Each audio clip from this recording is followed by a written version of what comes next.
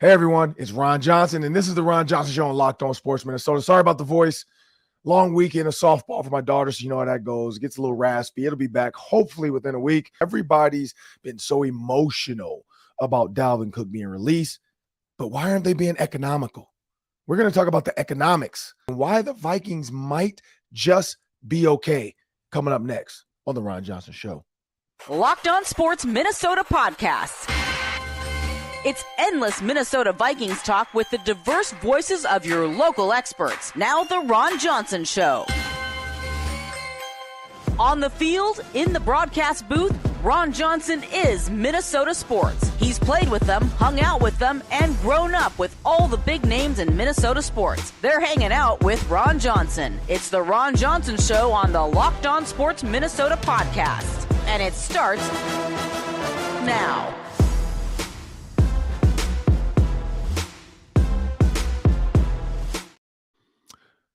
Hey everyone, I'm Ron Johnson. Again, this is the Ron Johnson Show on Locked On Sports Minnesota. Thanks for joining me today. It's a beautiful Monday, so we got to break down a lot of sports today. We're going to talk about a possible trade with the Timberwolves. I've said this before. I'm not sure if that's the player to trade, but we're going to talk about that coming up on the second segment, myself and Sam. Busy week. We got Brevin Spanford joining us from the Gophers. Also, Jen Schroeder was supposed to join me this weekend when I hosted K-Fan Radio, so maybe she'll join me this weekend. Haven't locked down our second guest yet this week.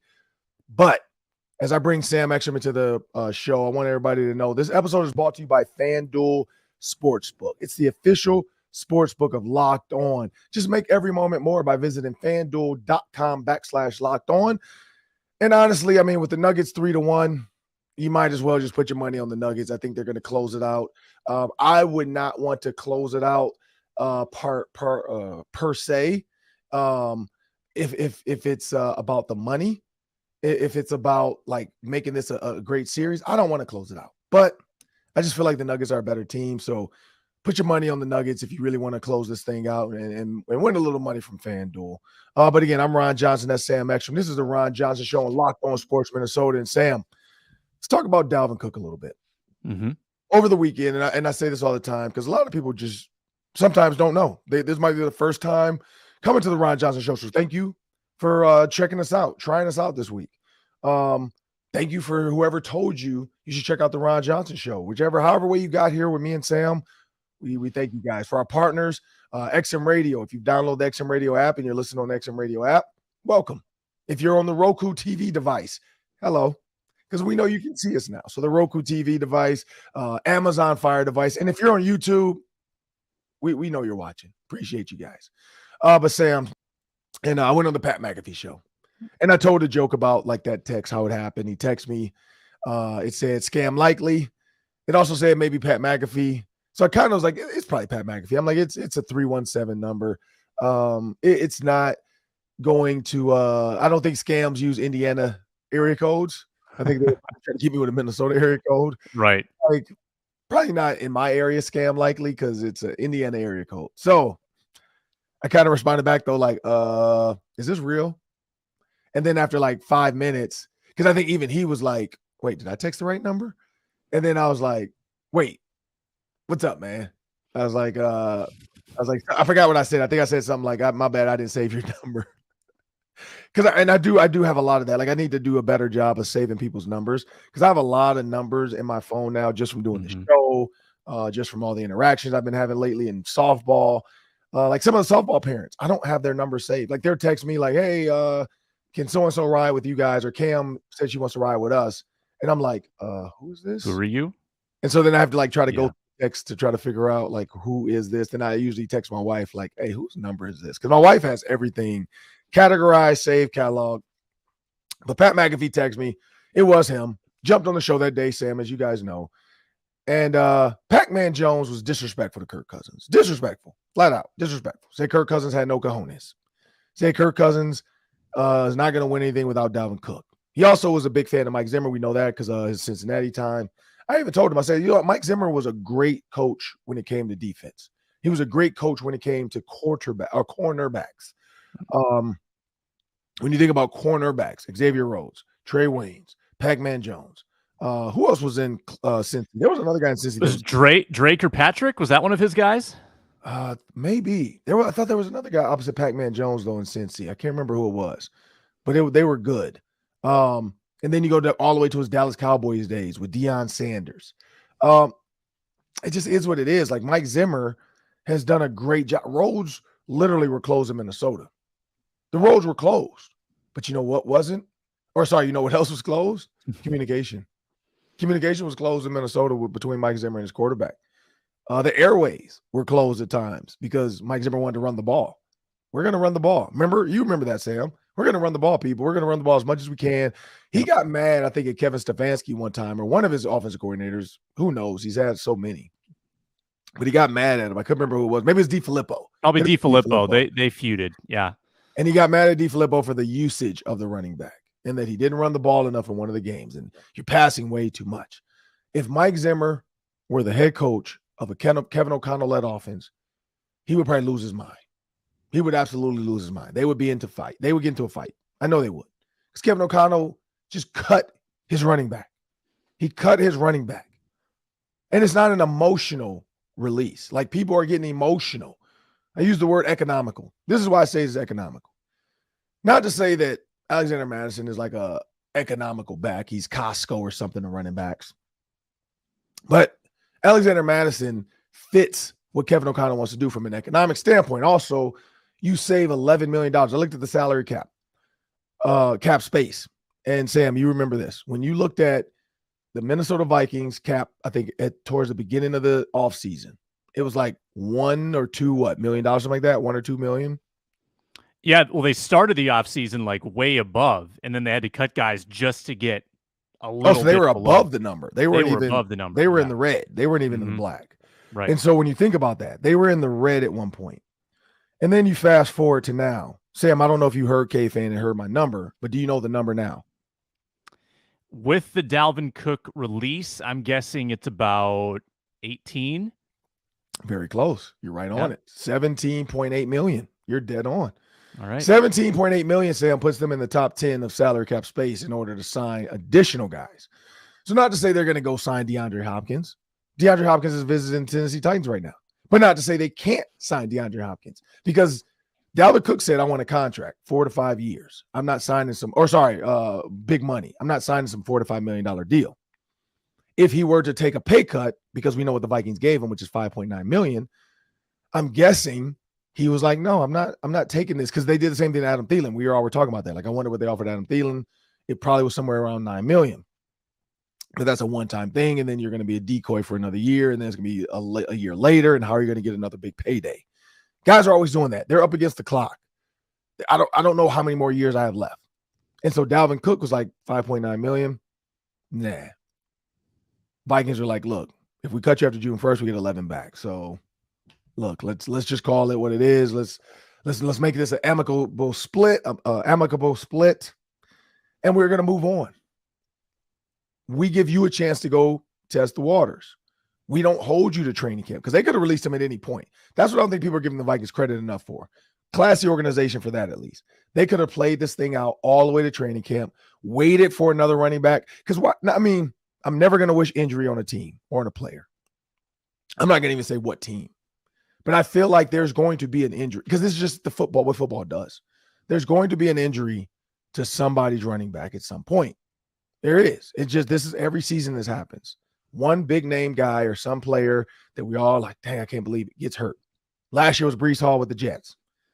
If the Jets running back gets hurt, the Jets have enough signing money to sign Dalvin Cook and be a contender with Dalvin Cook and Aaron Rodgers in the same backfield. Come on now. Jets, they want to buy a championship right now. How else could you not buy a championship unless you go buy Dalvin Cook? Breece Hall maybe comes out of mini camp or whatever, or training camp, and you're like, he's not 100%. We didn't, because you don't just come back. Adrian Peterson was a freak of nature. So my thought with this is, man, it's we can't be emotional. Like Pac-Man Jones was being emotional about his feelings for Kirk Cousins. Not economical, looking at how much Kirk makes and how efficient he is in these games versus some of these other guys. And then the fan base that were kind of like, I can't believe we're cutting Dalvin Cook. I can't believe we're cutting Adam Thielen. It's economical versus emotion. We can't be emotional when it comes to business. And that's the biggest problem. We become connected and friends with these players. But Sam, what are your thoughts on that? I mean, when you think about getting $18 million, having the ability to, one, sign all your rookies, but two, maybe land another big time free agent, could be a nose tackle, could be a rush in, because we keep talking about rush ins. Maybe they have a rush in their mind and they're going to trade Danielle Hunter and then sign another rush in, maybe two. Maybe trade Danielle for another rush hunter, guy that's maybe cheaper. I don't know if that's going to work because that doesn't work out like that way. But, maybe a cornerback. There's a lot of things, maybe a receiver. There's a lot of things you can trade for with Danielle Hunter. Or maybe it's just, I want to get this money off my books because I want to load up because we got to sign Justin Jefferson. And I think all signs are pointing to that. All signs are pointing to they need to sign Justin Jefferson. But, you can't be emotional. And I do have a thought on this. We'll talk about this a little bit more. But Sam, what are your thoughts on that? Yeah. I think that you're right. This is an economical decision. And it's a shame that you've had to cut Adam Thielen, Eric Kendricks, and Dalvin Cook and gotten nothing for them. I think they all kind of hit that point last year where you saw some small declines. They're at ages where they're on maybe the wrong side of their prime. Dalvin might be kind of at the very end of his. I'm not sure about Dalvin. But you would have loved to get more for them, but what you got is money saved. What you got is money off the books that can be given to Hawkinson, can be given to Jefferson, can be given to a cornerback like Marcus Peters. Or I think until this weekend, Frank Clark was available. Like you could have gone and gotten a pass rusher. Yannick Ngakoue, maybe a reunion in Minnesota. There are veterans out there that the Vikings could bring in to supplement, or Ron, you just use that money to roll over. If you save cap space, you can roll that over into the next year and spend it in 2024. So the Vikings are going leaner. They're going cheaper. And I still don't know how this defense is going to go, but offensively speaking, when you lose Dalvin Cook, let's just see what happens, right? Let's see if they can be more efficient than last year, because I think they can. I think the running game was so weak last year, they said, hey, we were bad last year with Dalvin Cook. We probably can't be too much worse in the run game without him, so let's save the money and just see what happens with this rotation. Yeah, and I think you're totally right with that. Like, people are forgetting, like, let's just wait and see. Like, why are we getting so worked up this offseason? Training camp is around the corner. Like, I looked at my calendar, and I'm like, man, I leave for Colorado in like a week and a half. Like, this is going fast. Like, this weekend, I'm in Rochester for the 14U state tournament, or USSA Southern State Tournament. Like, I'm like, this summer is going fast. It's already June. Father's Day is coming up. I forgot it was even Father's Day. Like, I literally, I'm gonna be at softball for Father's Day. Like, I'm spending my softball week, my Father's Day weekend at a softball tournament. Probably will bring this other Viking cigar down there. Maybe bring a little bottle. So we put the kids to bed. Maybe me and my wife sit out by the pool or something at the hotel. Who knows? But I just know I'm spending my Father's Day weekend at a softball tournament. But speaking of this summer going fast, it made me realize the Super Bowl is right around the corner. It's not close, but it feels like it's right around the corner. And at the end of the day, this is what it's about. And you brought up a great point. This is what I want to hit on that too. Getting leaner, because money in the salary cap is not a use it or lose it situation. I know sometimes that can happen in like business, like you either use your budget or you lose it. So people are at the end of the year rushing to use their budget. Football doesn't operate that way. It doesn't operate that way. So when you look at the salary cap, you can look at the Bears. The Bears had so much cap space. They've just been able to go out now and make moves and do stuff. Sign guys. We'll see if it works out for the Bears. That's the one reason why I say the Bears are in a good position, because they have the money and they used it and they still have some left. Maybe the Vikings are thinking that I got to sign Justin Jefferson, but then we also have to make some other moves out here. But here's where I go, Sam, before we jump into the next segment, because we're going to talk about this trade, and I'm gonna pay the tease off early. Karl-Anthony Towns. We'll talk about that. But before we do that, Sony Michel, Ronald Jones, Damian Williams, Sony Michel again, LeGarrette Blount again, Ronnie Hill and CJ Anderson, Shane Vereen, Ray Rice. Of those names, Sam, does any name in that group feel like Dalvin Cook?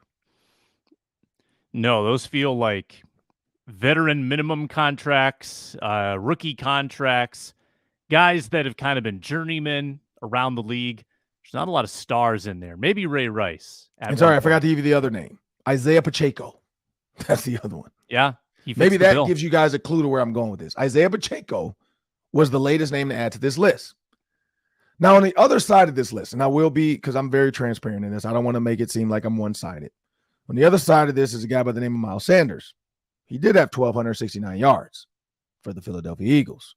I forgot to look at where Miles Sanders finished, but when you think about Miles Sanders, he was on the losing side. So, one, it's not like I'm saying you can't have a high-valued running back. But from a dollars standpoint, Sam, and if I'm not mistaken, Miles Sanders wasn't making a lot of money for the Philadelphia Eagles, correct? So didn't he sign a big deal this offseason, so he would have still been on that rookie contract, I believe? Because he left, right? Did he leave? I think he left. Yeah, let's check on that. But I think Sanders kind of played out his rookie deal in Philadelphia, and then he signed a 4-year, $25 million deal with the Panthers. Yep. And so when you think about that, and again, like the Panthers have money I looked at the Panthers salary cap.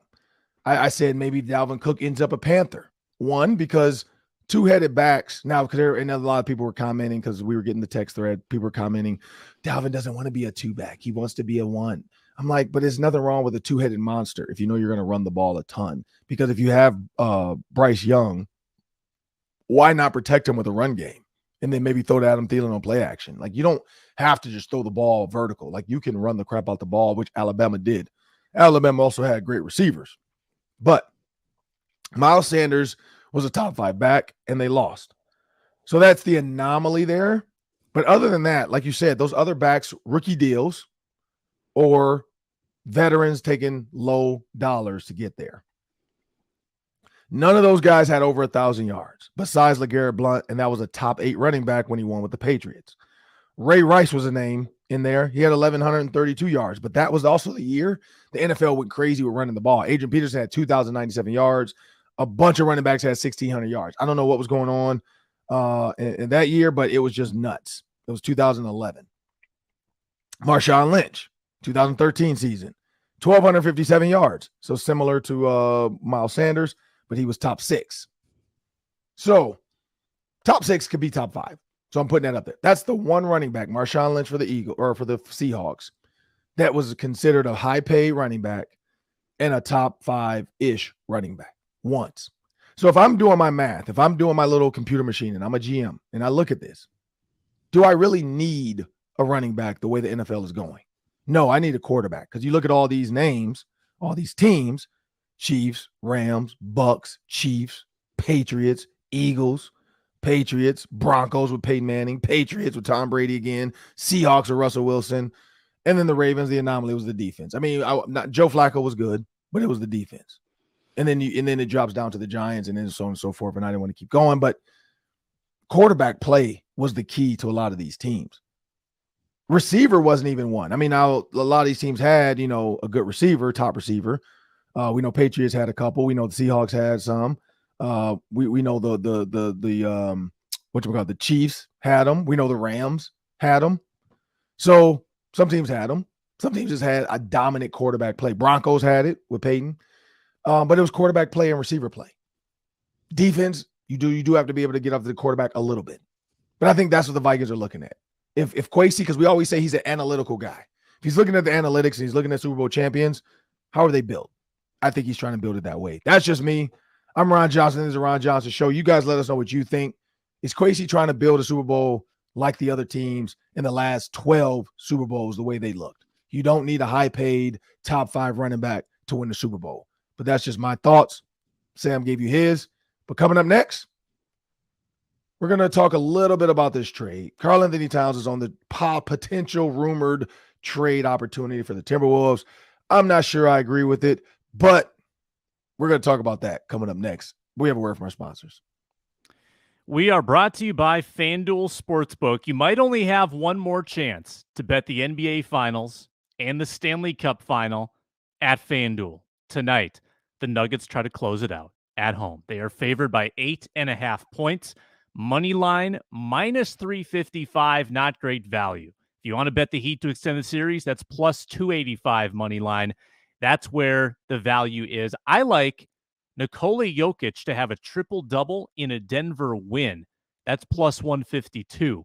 You can get a little plus money on Jokic triple-double in a closeout game. You can bet those lines and hundreds more at FanDuel Sportsbook, the FanDuel Sportsbook app, which is safe, secure, easy to use. You get paid instantly. They've got great promotions there, including the No Sweat First Bet. For new customers, up to $2,500 back in bonus bets if your first bet doesn't win. $2,500 back for that first bet. The No Sweat First Bet at FanDuel. You can access that by going to FanDuel.com/lockedon, FanDuel.com/lockedon. Make every moment more with FanDuel, an official sports betting partner of the NBA. Well, Sam, you sent me an article, and there's some speculation about what's going to happen this summer, maybe in the next coming weeks. Eric Pincus of Bleacher Report had some slanderous words to say what might happen to the Minnesota Timberwolves. But Sam, what's going on? Yeah, well, Cat is in the trade rumor mill again. And it sounds like it's coming from kind of anonymous league executives who think that Karl-Anthony Towns could be traded in a matter of weeks. So it's not like the most airtight report. It's not a Woj bomb, but Karl-Anthony Towns is, again, kind of being whispered about being trade bait. I think that we've discussed this, Ron. We've said the Wolves could go one of three directions. They could trade, maybe, and this is a maybe trade Gobert for pennies on the dollar, trade Cat for a haul, or do nothing and run it back, try to get healthy as Cat missed those 52 games. I don't like it. I mean, I'm bitter about the fact that this Gobert trade has now forced your hand to trade one of the great players in franchise history. That sucks. How do you feel about this, Ron? Because I'm not going to get on board with this Cat trade unless they get a serious star in return, like a Dame Lillard, or like 4 first-round picks. This is going to be a disappointment to me. Yeah, so one of the potential trades, I mean, here's the teams he's saying: New York Knicks, Rockets, Celtics, Charlotte Hornets. I also think that they could trade Rudy Gobert. I don't know if they're going to get as much, and that's maybe why that name doesn't come up as much. Just because you trade it for Rudy Gobert, you don't have to go down with the ship. It feels a little Titanic-ish. Feels like you're just going to go down with the ship because you made a bad trade. Trade Rudy Gobert, move on from that, and just because Karl-Anthony Towns does give you offense.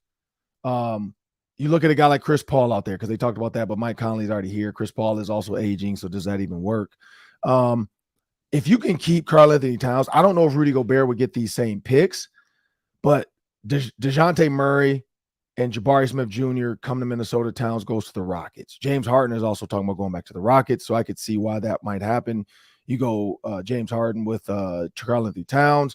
Now you have a legit one-on-one guy. You leave Karl-Anthony Towns down low. James Harden in the two-man game is legit. He's an absolute scorer. You got a guy, Karl-Anthony Towns, that can spread the floor out, so you can't just sit in the lane with him.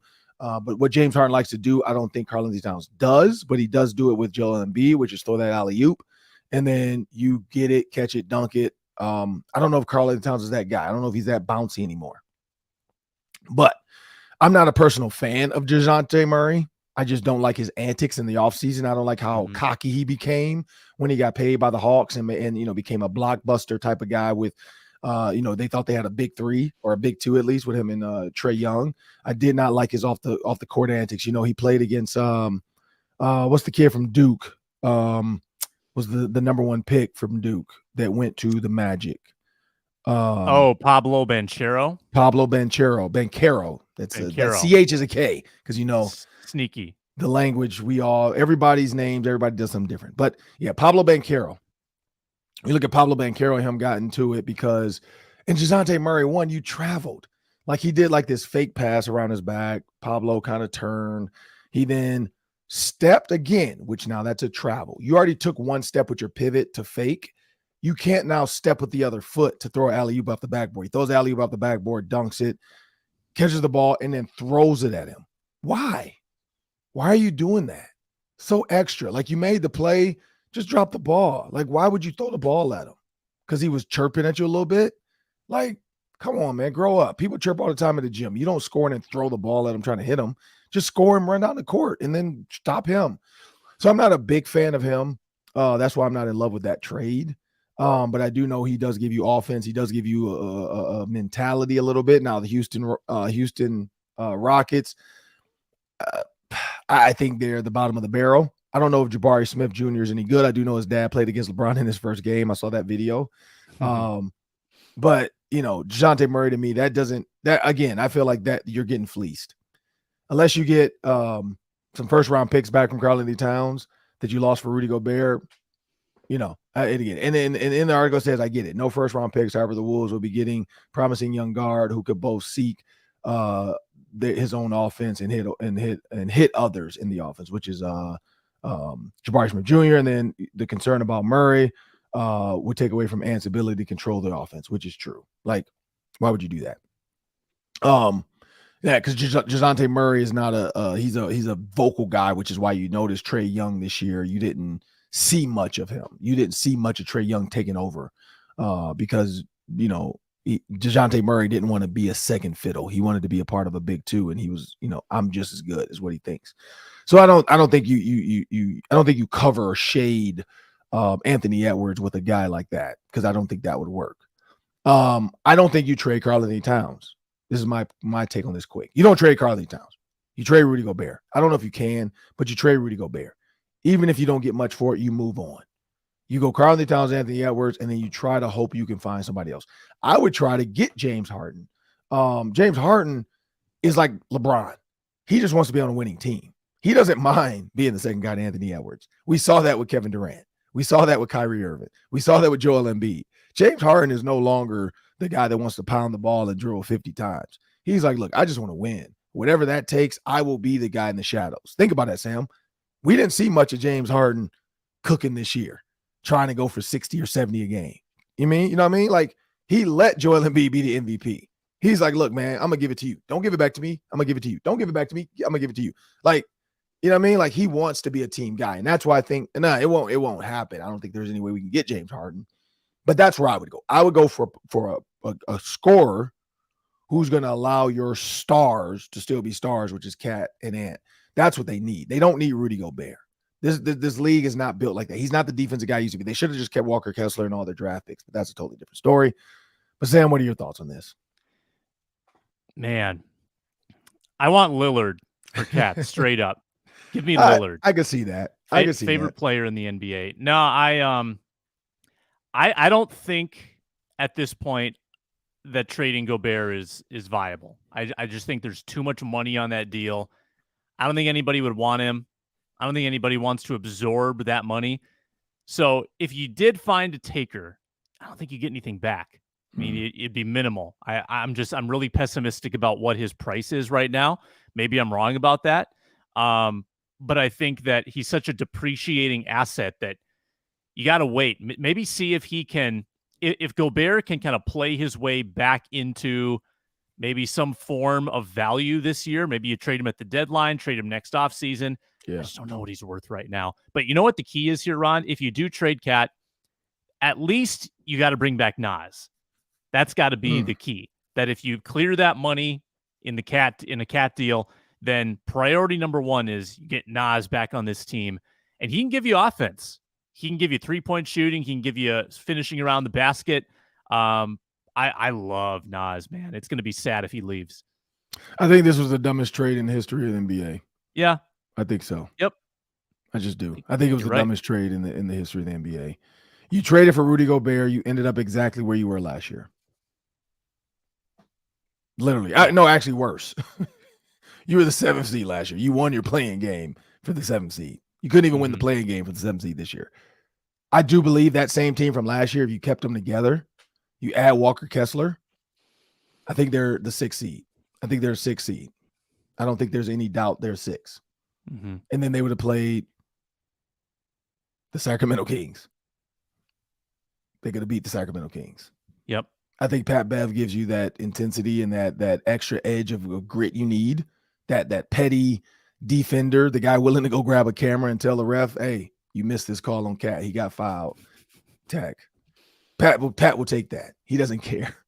Like, you needed that. He's that guy. D'Angelo Russell, clearly he's hot and cold, but when he's hot, it works. Anthony Edwards is a dog, scorer. Karl-Anthony Towns is a scorer. He's a beast when you let him go. You didn't need him. You had Naz Reid. You had those other pieces. Like you would have had Walker Kessler with Naz Reid. Walker Kessler with Naz Reid, Sam. That's two good big men coming off the bench. I'm in pain. I'm just sitting pain. next to Karl-Anthony Towns. Dumbest trade in my opinion in NBA history. Now I don't know about a lot of NBA history trades because I didn't keep up with the NBA back in my day when I played football. But I gotta feel like that's got to be up there. All those first round picks for Rudy Gobert, it's got to be up there. I know the Jazz. You know, like Sam, and you've been your parent. You go to trick or treating. We're gonna get out here after this last joke. We're gonna go to the Daily Free. But you've been trick or treating before with your kids, right? Yeah. Yep. Kids come home, and the younger one might not be young enough to know this, but the older one, I'm guessing, maybe a little bit. And you kind of talk about how much candy can you eat? Like, how much candy can I eat? And you probably say like one piece a day or something or whatever, or pick some pieces you want. This trade felt like you're trading Halloween candy with a kid. Because if you were to say, here's a gigantic, huge Snickers bar, and it's not that big. It's, you've seen the giant. They're not that big. Mm-hmm. Give me your entire bag of candy, and I'll give you this gigantic Snickers bar. 4-year-old would be like, oh my goodness, that is the biggest candy bar I've ever seen. I'll take it. And they give you literally a night's worth of work and just trade you everything. I'm talking about Snickers, Skittles, whatchamacallits, Kit Kats, Twix, everything for this one gigantic Snickers bar that's going to last them maybe 2 days. Where this bag of candy would have lasted them a couple months until mom and dad threw it away because the candy was just old. Like, that's what that trade felt like. It felt like a kid being taken by a parent at Halloween. Like, it just did. Like, give me the giant Snickers. You can have my whole bag. This Snickers Rudy Gobert is a giant Snickers bar. Jared Exactly. Vanderbilt is Skittles. Pat Bev is whatchamacallits. Yep. Malik Walker Beasley, Kessler. Reese's Peanut Butter Cups. Yeah. Walker Kessler is the Twizzlers or something. The Whopper. He's the Whopper. All those draft picks, that's like future candies we don't even know about. I mean, there's some candies going to come out, Sam, in 2024, 2025, 2026, 2027. We don't even know what those candies might be. It might be a Twix merged with something. We don't even know, because we know Twix left and right is always up to something. It might be left, right, 4 pieces, because they've had the 4-pack before. You've seen that, right? Where all 4 different. Like Twix mixed with, I don't know, Oreo. Oreo might merge with Twix just to make a special bar. We just don't know. But it won't matter anymore. There might be a whatchamacallit coming out that has question marks. We don't even know what's in them anymore. It could be, Kit Kats in there mixed with, what's the one? Oh, the Crunch Bar. I love the Crunch Bar. Yeah. Like the Crunch Bar with caramel over the top. Like, you just don't know. But yeah, I feel like that was the worst trade in NBA history for the fact of you gave up so many first round picks. You leveraged your entire future to end up where you were and below where you were. I mean, you were in the playing game, so you ended up where you were, and then you couldn't even stay where you were the year before, which was the 7th seed in the playing game. They would have been the 6th seed, though, Sam. I truly believe with Walker. The way Walker Kessler played defensively, faster, younger, not talkative, so you wouldn't have punched Kyle Anderson in the chest. Walker Kessler would have just been another guy out there. Like, he wouldn't have got upset when the veterans were trying to coach him up about he's not blocking and he's not getting rebounds. Rudy Gobert couldn't handle it. But I'm Ron Johnson. That's Sam Ekstrom. We're going to have a quick Daily 3 coming up next. But remember, people, SiriusXM, proud partner of SiriusXM. Just know that you can download the SiriusXM app. Just go to your app store, whichever one you have, and download the SiriusXM app. And then once you download the app, you just have to create an account. It'll give you some prompts. Just search Locked On Sports Minnesota to download our app to the SiriusXM app, and you can listen to our shows on there. But remember, the Twins host the Milwaukee Brewers in a border battle beginning on Tuesday. They don't have an axe like the Gophers, but it is a border battle at 6:40 p.m. You can catch every pitch of the Twins' hometown broadcast with SiriusXM on the SXM app. Just search Twins. Well, it's time for the part of the show that I love. I enjoy this, the Daily 3, Sam. That's 3 minutes for each question. Today, we're going to speed it up a little bit, maybe a minute and a half on each question, but it's 3 questions, minute and a half each. Take it away, Sam. All right, this is a simple one, Ron. Game 5 NBA Finals tonight. Yes or no? Do the Denver Nuggets win the NBA championship? Ooh, yes. Move on. Next question. Yes, they do. I just think the momentum is in their favor. Yeah. I just think, the fact that game 5 has to be played in Denver, it fits the narrative of the story. Like, you don't want to lose in Denver and then have to go win in Miami, and then like you're celebrating with just your family that showed up to Miami. Now, winning in Miami is actually fun because then you get to go to South Beach that night. You get to take the trophy downtown to like a couple of clubs. Jokic is the MVP. I mean, I'm pretty sure he doesn't go out, but his brothers look like they like to party. So yes, I think it ends tonight in Denver. They get to celebrate with their family in front of their home crowd. And Miami takes that long flight back to Miami. But hey, cheer up. You're a millionaire and you're going back to Miami. So it's not all that bad. I think Denver wins as well, but I think Miami covers. I think that the Jimmy Butler is going to keep this tight down to the end. And if there's a team out there that can steal a game 5 on the road in the finals, I think it's Miami. Didn't they do that in the bubble? I think in the bubble they were down 3-1, and then Butler had a ridiculous game 5 to force game 6. I think I'm right. And then the Lakers finished them off in the bubble. Home court didn't really matter in that series.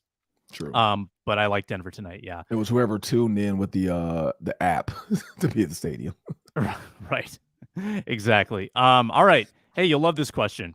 Star Tribune wrote a feature about PJ Fleck having now secured 7 of the top 9 in-state recruits for next year's 2024 team.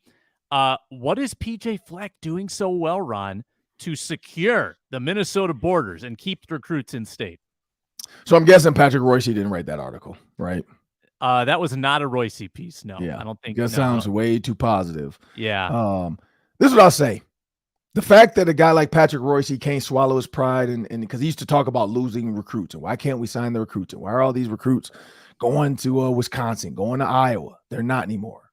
Now here's the thing, dude. If they go to Notre Dame, I mean, that's history. Even though Notre Dame's not great, it's history. So I get that. If they go to Ohio State, I get that. If they pick Alabama, come on now. Like if they pick Georgia, get a life. Like, why they're doing that. If they pick LSU, probably a little bit of NIL, but also recent championship history bias. But if they're picking Minnesota over some of those schools, like Rashad Bateman picked Minnesota, he's from Georgia over Georgia, even though because Georgia was late, let's not bury the lead. Georgia came in late when Rashad Bateman balled out at the end and then had a ridiculous basketball season, but PJ Fleck had already been on him, so he was loyal to PJ. And Georgia was late, which when? Could you imagine that if Rashad Bateman went to Georgia? Like, I wonder what that would have been like. Stacked. That would have been McCole Hardman, I think, would have been on that team too. Yeah. Imagine Hardman and Bateman. Yeah, that would have been ridiculous. Yeah. But when you think about this team and what PJ Fleck is doing, this I'll say real simple. PJ Fleck is doing what he said he would do, which is he wants to be a hard-hitting in-state recruit guy. He does a Minnesota blitz where all the coaches for like an entire, I think, 2 weeks go to every single school in the state. Every single school in the state.